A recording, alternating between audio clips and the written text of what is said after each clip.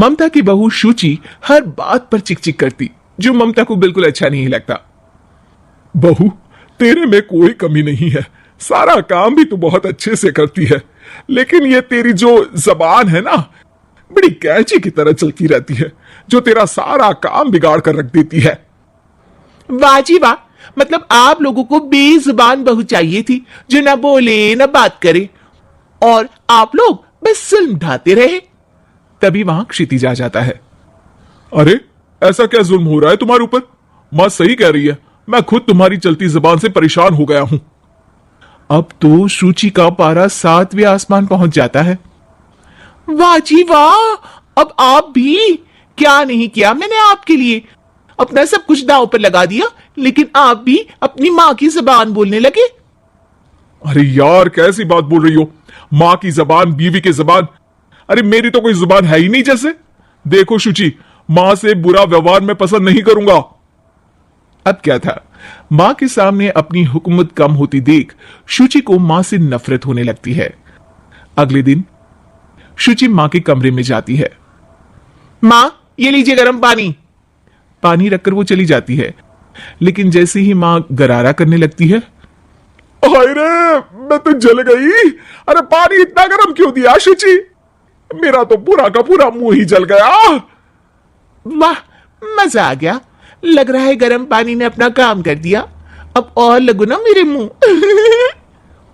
शुचि, मां के चिल्लाने की आवाज आ रही है, और तुम कैसी हो कि जाती भी नहीं, देखती भी नहीं कि मां को क्या हो गया? आवाज तो आपको भी आ रही है, जा तो आप पी सकते हैं, लेकिन नहीं, शुचि ने तो जैसे सारे काम का कॉन्ट्रैक्ट साइन कर लिया है तुम्हारे परिवार से। ये कहकर शुचि मां के कमरे में जाती है, लेकिन जैसे ही वो कमरे में घुसती है, मां जल्दी से शुचि को पकड़कर खींच लेती है, और ऊपर एक बड़ी सी छिपकली गिरती है। शुचि छिपकली देखकर डर जाती है।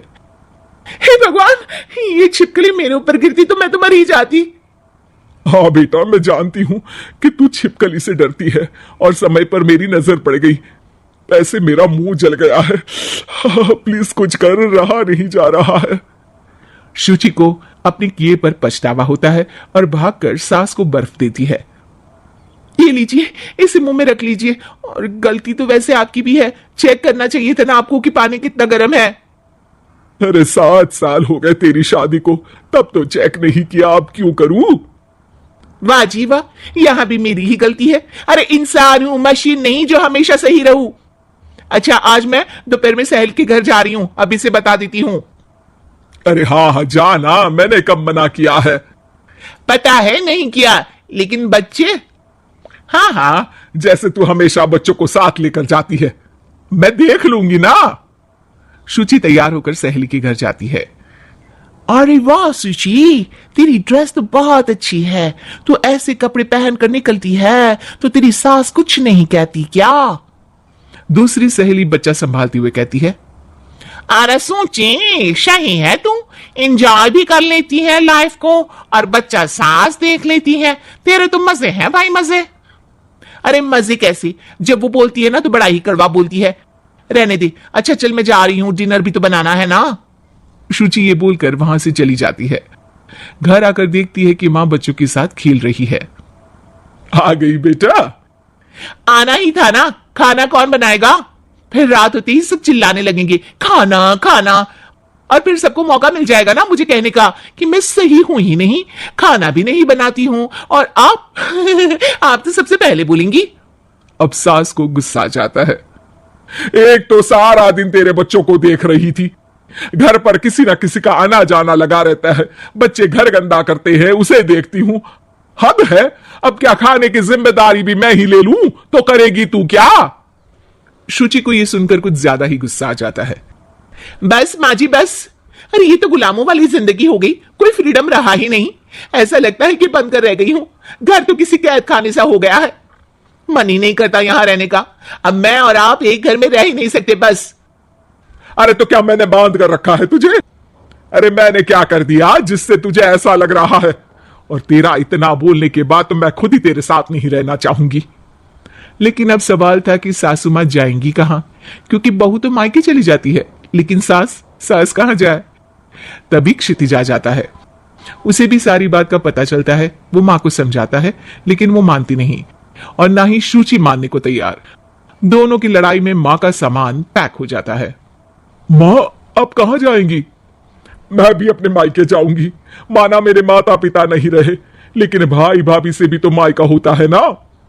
और सास निकल जाती है मायके। बस फिर क्या था, शुचि सुबह सुबह गर्म पानी लेकर माँ के कमरे में जाती है, लेकिन वहां माँ नहीं होती। हाँ, चलो अच्छा है, अब ये रोज रोज के काम से तो बची। ये कहकर वो कमरे में जाती है जहां अक्सर माँ बैठी रहती थी। कमरा खाली खाली लग रहा है। तभी उसकी सहेली का फोन आ जाता है। अरे सुची, बहुत अच्छी सेल लगी है। कौड़ियों के दाम में ब्रांडेड कपड़े, जूते और बैग मिल रहे हैं। चलो ना चलते हैं। वाह रे वाह, ठीक है मैं आती हूँ। अब तो कोई टेंशन है ही नहीं, सासू माँ भी नहीं है, अब तो मजे से घूमूंगी। अरे मजे से तो तू पहले भी घूमती थी, लेकिन सास नहीं है तो बच्चे कौन देखेगा? और तुझे तो पता है ना, मॉल्स में बच्चों की एंट्री बैन है कोरोना के कारण। अरे तो फिर कैसे आऊंगी मैं? सेल तो बस आज के लिए है, कल खत्म।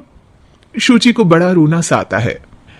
फिर वो जब दिन में खाना खाने बैठती है, वो भी अकेले अकेले। अकेले तो कोई खाना भी नहीं खाया जाता, मैं नहीं खा रही माँ के बिना।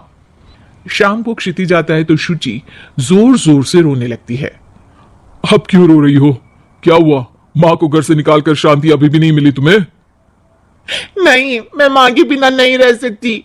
ना कोई बताने वाला है कि मैं कैसी लग रही हूं, ना ही कोई समझने समझाने वाला। मैं माँ के बिना नहीं रह सकती, चलो माँ को ले आते हैं। अरे वाह, ऐसा शायद पहली बार होगा कि बहू रूठी सास को मायके से लेने जा रही है। दोनों सास को लेकर घर आते हैं और अगले दिन से फिर वही शुरू।